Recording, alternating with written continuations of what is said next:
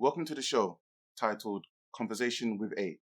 Here, we focus on the role behind the person to give you, the viewers, some insight into how to operate in their world. Hello, my name is Devo, and today we have Albert. I'm Albert Obeng. I'm an osteopath. Thank you for being here. Welcome. So, how would you explain what an osteopath is to someone who isn't aware of it versus someone who works in the medical industry? So to someone who works in the medical industry, I would say we are manual therapists. So similar to like what physios and chiropractors do. So basically use our hands and gentle techniques to facilitate recovery. To someone who isn't aware of it, so we treat musculoskeletal injuries, which is basically injuries that affect the muscles, skeletons, and the other connective tissues, so like arthritis, like your lower back pain, knee pains, joint pains, basically. So we use like exercises, we use our hands, and then we give advice on how to prevent and how to facilitate recovery in these injuries. The role of an osteopath sounds quite similar to that of a chiropractor. So they're similar in the sense that we're all like manual therapists. So chiropractors heavily use like spinal adjustment, which is like the clicks that they're commonly known for. We also do that, but I think where we're different is we use, so our framework is based on something called a biopsychosocial model, which is basically, for example, if you come and see me for back pain, I would look at your lifestyle, look at what job do you do. For example, if you're like a taxi driver, I know you say a lot, and I know that could be predisposing you to having back pain, right? So then I could give you advice outside of your job, like, okay, maybe take regular breaks, stretch your back, because putting yourself in that posture for like prolonged 8-9 hours can lead to back pain over time. So we don't just focus on the hands-on, we focus on like other factors outside of the clinic room that you can do, or maybe if you're having like psychological stresses, all of that stuff influence like pain and the way we perceive pain. So yeah, looking at all those factors and coming up with a management plan and saying, do this. This is what I can do for you. This is what you can also do to speed up the recovery. So we take a much more holistic approach rather than just rubbing the sore there, basically. You also mentioned physio there.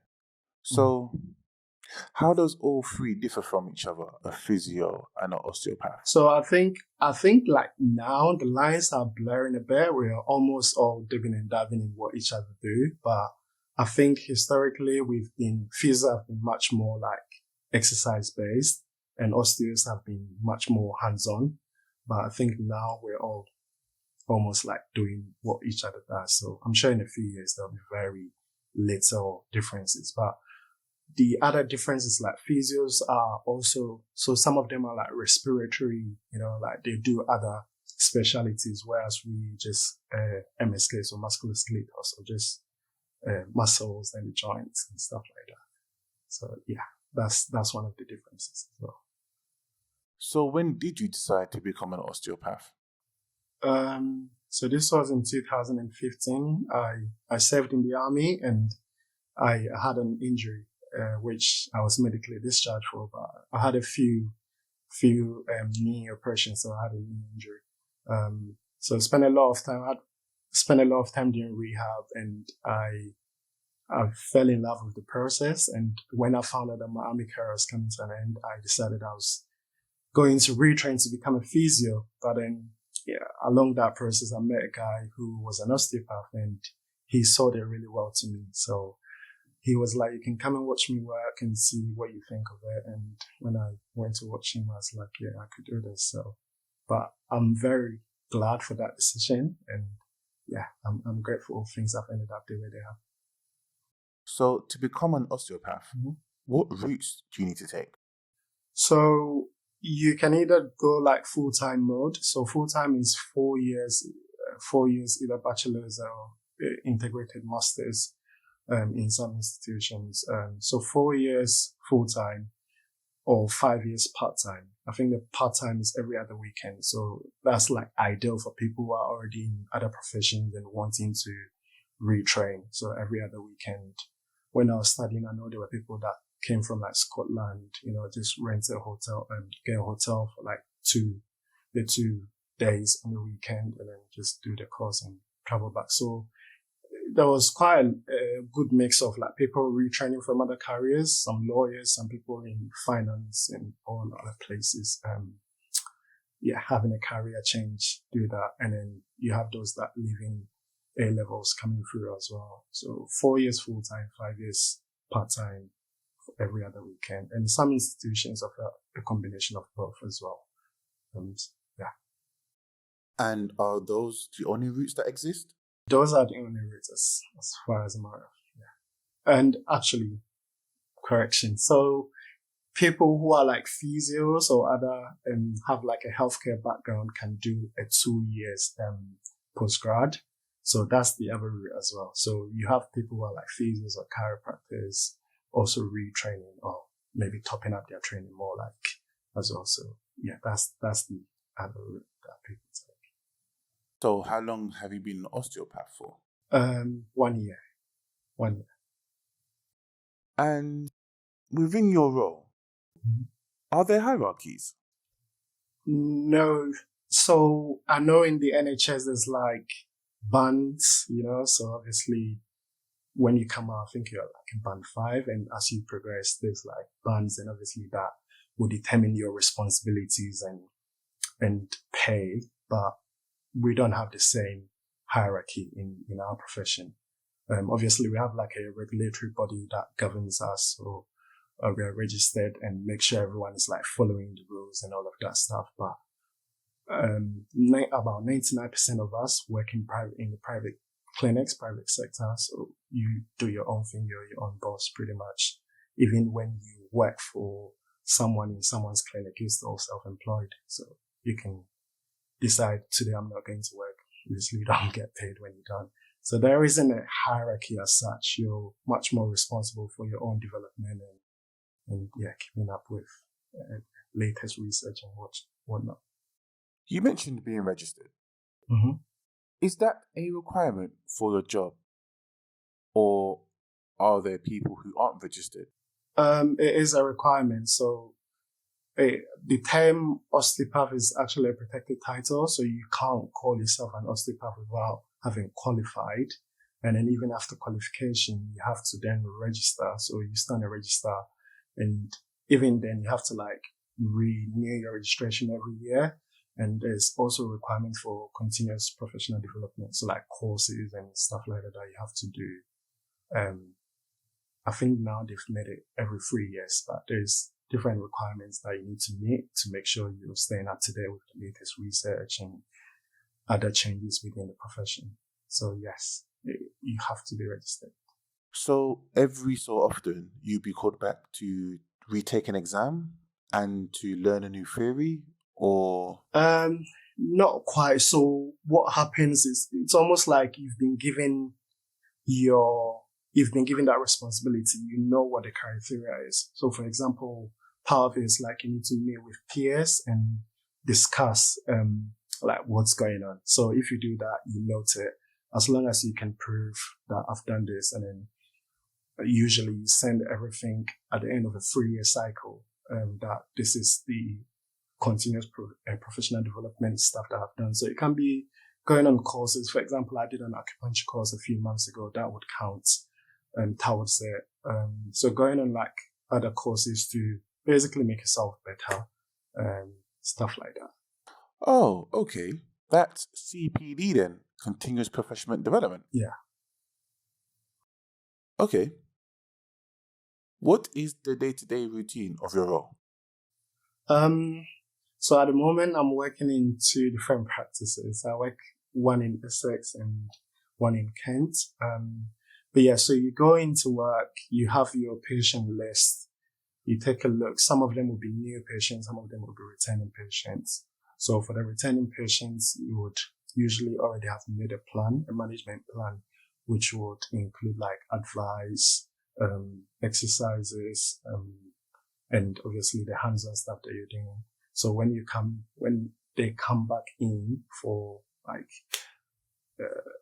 like a follow-up treatment, so you basically do another quick consultation with them, like how have you been? Are we progressing? And then do a bit of hands-on, and then maybe go and do some exercises with them, check on. Sometimes it's like people don't even realize. I'll give you an example. So I had a guy the other day, he was having like neck pain, right? So I was trying to find out about his life. I'm like, okay, what's going on in your life now? And then he mentions that he's changed roles in his job. So now he's been given a much more managerial role, which is putting a lot of pressure on him because he's not, he doesn't feel competent in that role yet. But he doesn't want to let his bosses down, right? And he used to work in a workshop. He was a carpenter working in a museum. He used to work in a workshop. He enjoyed that, like the hands-on aspect more. And now he's been put in a managerial role. He doesn't enjoy it, but it's more money as well. And at the same time, he was going through a divorce. So it's like a lot of stuff going on in his life that he wasn't even aware, and it was like placing stress on him. So yeah, I spoke to him. I was like, maybe you can come to an agreement with a manager. Maybe you can do a bit of the hands-on stuff as well as, the new role. And just that change had a big impact on like the neck pain that he's having, because again, people don't realize that a lot of us carry our tension and stress in like the muscles in our neck and shoulders, and even sometimes jaw. That's why some people will clench their teeth when they're angry. Some people clench their teeth in their sleep, and all of that stuff can lead to like neck pain, headaches, stuff like that. So this is why we take like interest in what's going on outside of, like the presenting pains. Like, let's look at this person's life. What's going on in your life that could be influencing what you're presenting with. And if we can address those stuff, we'll get rid of the pain or reduce the pain. So a person's mental health has a negative impact on their body. Definitely. And this has been proven by research, not just mental health, but your environment plays a huge role on the perception of pain. If you were to roll your ankle now and, have a bruise, whatever, and you were to be put in an environment where you're very stressed, and then you were to roll your ankle another time and put in an environment where you're happy, you feel supported, you feel loved, you will heal quicker in an environment that you feel happy and have like a support system. Again, you take two people struggling with back pain. Let's say one lives alone, has no family support, has, no social connections. Their progress or recovery rate will be slower in comparison to someone who has family, who's surrounded by love and all of that stuff. So it's all intertwined. That's why we use this biopsychosocial. But let's not just focus on the injured tissue. What is this person's social status? What is their psychology like? And let's put all of that into like a plan that would speed up recovery or prevent them relapsing. So how does it work when it comes to securing clients? Are they referred to you by the NHS, by the insurer, or do they themselves seek you out? It's a combination of all three. So in some NHS trusts, if you've had GPs who have used osteopaths before, have had an experience with osteopath and see the value in it, they fight for osteopaths to be, like based in that clinic or GP practice or whatever, and refer patients who, for example, you go to see a doctor, say, Doc, I've got back pain, or I've got arthritis in my knee or hip, for example. They're just going to give you painkillers because they're not trained to deal with that stuff, right? Or they'll refer you to go and see a physio, and that's putting a lot of pressure on the physio. Sometimes people have to wait 6 weeks, 3 months to go and see a physio. So some doctors are actually fighting that, okay, to take some of the burden off the physios, why don't we bring in these guys who are doing the same job? So some practices would have osteos based in there, but there's only about 1% of us working in NHS and GP practices. So it's not a large number. So you get those that get referred to you by GP. Some osteopaths also have like good connections with their local GPs. So you introduce yourself, this is what I do, blah, blah. And if they have patients who they feel that would benefit from the service, they'll refer them to come and see you. So there is that. And then there are people who have private insurances and come to us, and then insurance pay. And then you have people who also just either have been told by a friend or family member, so we're also like primary health practitioners, which is basically you don't need to go and see a GP to be referred to come and see us. So we're trying to like screen and for pathologies. What I mean by that is if you should come and see me with lower back pain. So there is so many causes of lower back pain. One of them, it could be maybe you've got like a fracture in the spine. It could be just a strained muscle or soft tissue.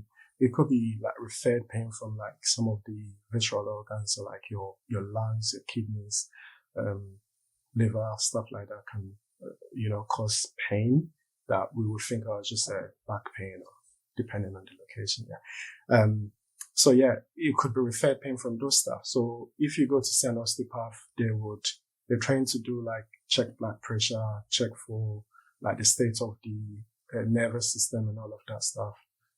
Abdominal exam. So we literally train to do what some of doctors do. And if we think it's something more serious, we then refer you to go and see your doctor and say, look, I think this might be something more than just back pain. So go and get it checked out.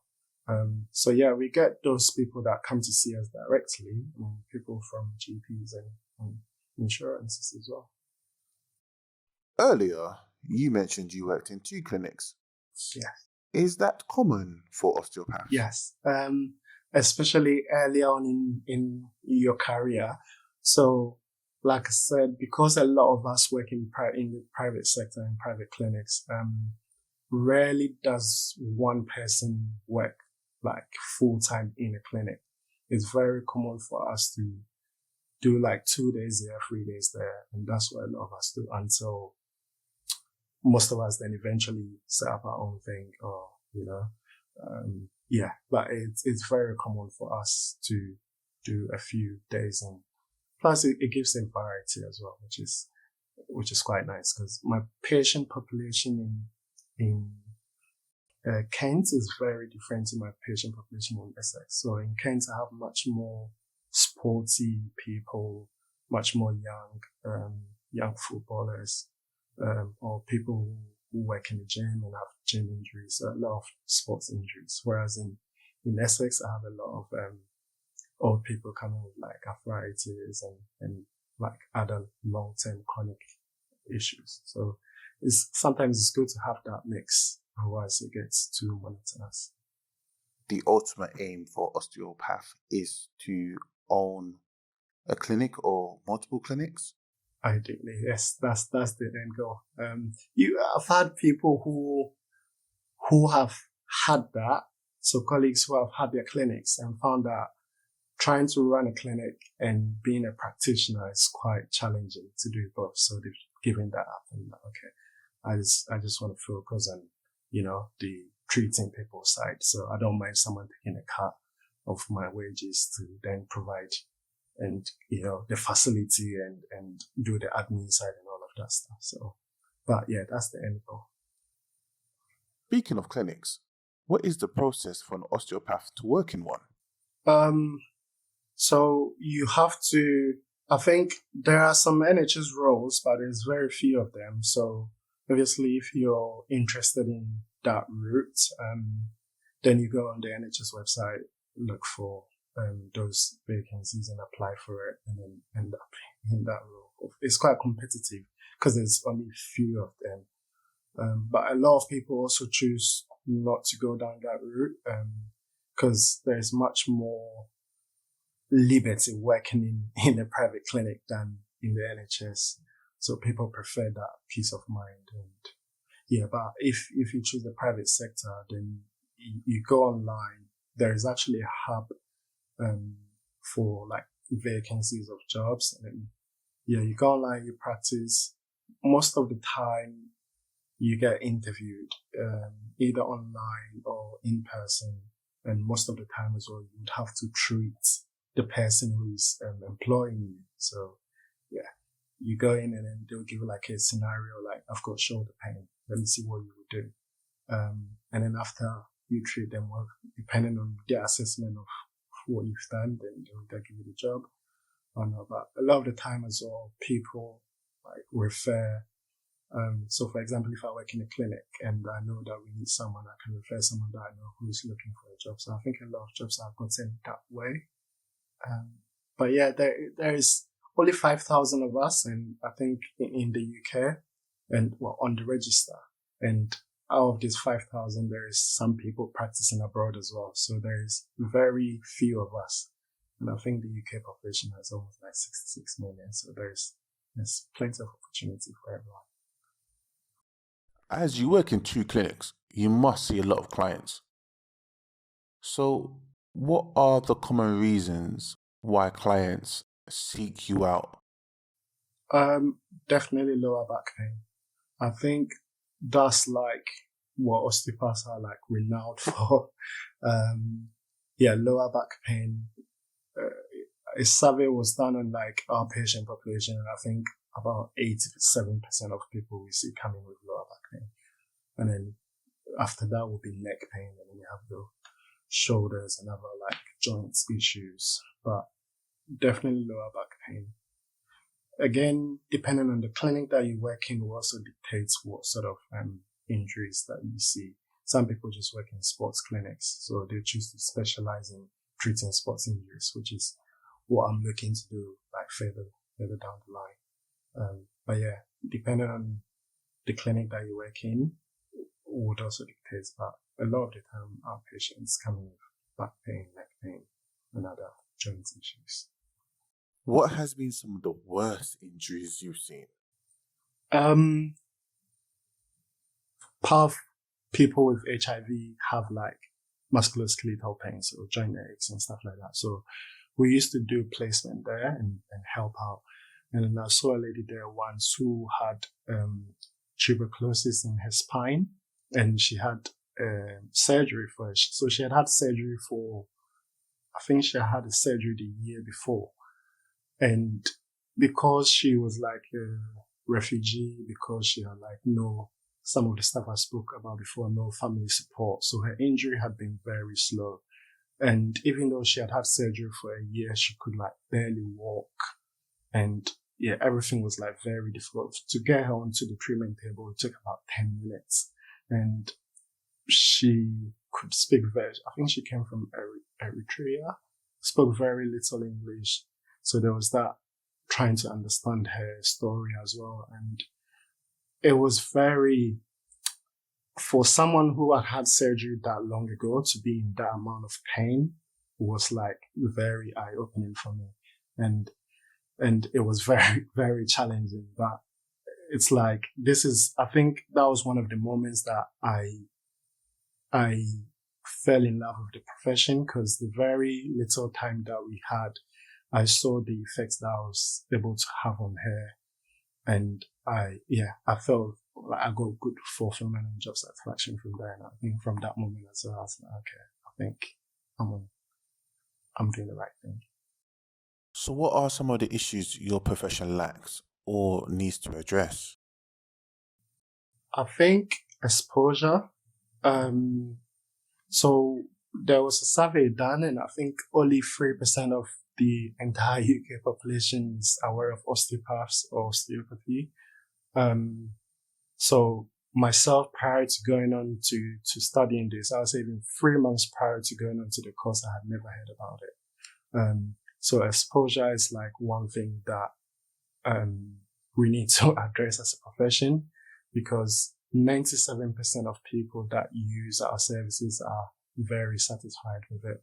But yet, only 3% of the population knows about us and what we do. So I think addressing that will be very good for the profession and for the general public at large. So what are the attributes that you need in order to be a successful osteopath? I would say being a good communicator. Being able to, which is something that I'm finding challenging myself and constantly working on, because it's like trying to like explain something from medical language to like, you know, a term or in a language that the person would understand. Because sometimes I'm saying stuff and it makes perfect sense in my head. And then I look at the person's face and I'm like, oh, they're not following. I'm like, do you understand? You know?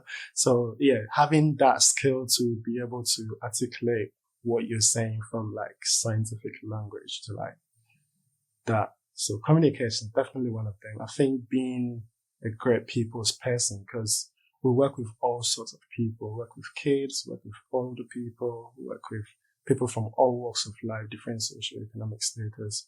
So also being very good at like adjusting. So sometimes I'll see like 10, 12 people in a day, and then you have like a 6-year-old to, you know, an old man to like a footballer and different personalities. So trying to manage everyone and being there and present with them in that moment. Because the other thing is like you need to be able to build rapport quickly, because otherwise you could be the best, you know, like with your hands-on skill and all of that. But if they can't go on with you, some of them might not come back, because it's you as a person first as well. So yeah, just being able to like adapt to different people and different personalities and different energies. Yeah, those are some of the, I would say, most important skills. And obviously, like a lot of the other stuff can be taught, you know, like your clinical reasoning, all of this stuff can be taught, but being able to like adjust to the person in front of you and being able to articulate what you're saying in a way that they would understand and let them know like what the plan is, I think are very essential. Finally, something we asked all our guests: what song would you like to include in our playlist? I thought long and hard about this. I'm gonna go with Kanye West, Power. I don't know, but there's something about that song. It just, I think, yeah, it makes me feel like I can do anything, and I like that. I think it's got a good message in the song. So definitely put that in there. So Kanye West, Yes. Power. Thank you for coming in today. You're welcome. Pleasure. Hi guys, I'm Albert. I'm an osteopath and I've been tuning to Asani TV. If you want to be part of the show or are interested in any advertising and sponsorship opportunity, the links are in the description. If you've enjoyed this video, please do comment, like, share, and subscribe.